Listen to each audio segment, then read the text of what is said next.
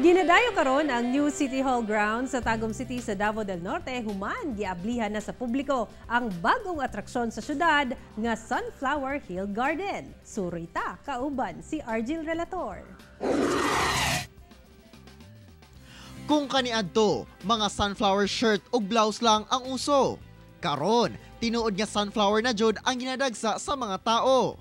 Kini ang Sunflower Garden at bang mismo sa New City Hall sa Tagum.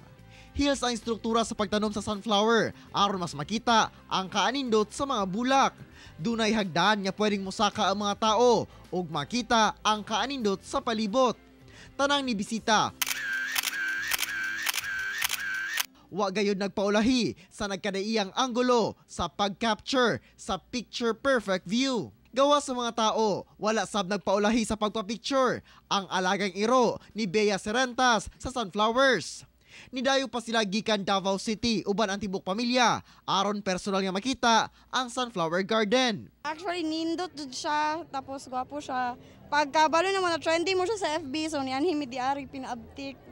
Tipid pud siya kay wala siya bayad, so makaano jud siya, makaless jud sa gasto.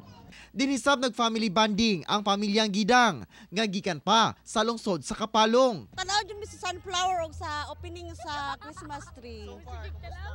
Okay jud kaayo, lipay kayo mi. Tungod sa kanindot sa view, giimbita pa ni Marie Chris Aquino iyang mga kaubanang teacher sa pagbisita sa lugar. Ay, nindot yun siya. Karon pa dyan minakakita ang mga inani. Oh, i-invite ako kong mga classmate ng mga teacher para makita nila unsa kagwapo ang Tagum. Usa ka semana na dihang giablihan ang Sunflower Garden dinhi sa Tagum City, Davao del Norte. Nga ginadayo gayod dili lamang sa mga residente sa probinsya kundi mga turista.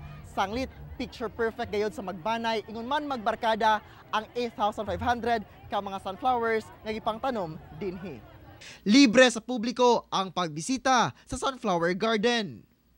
Ako si Argil Relator para sa One Mindanao.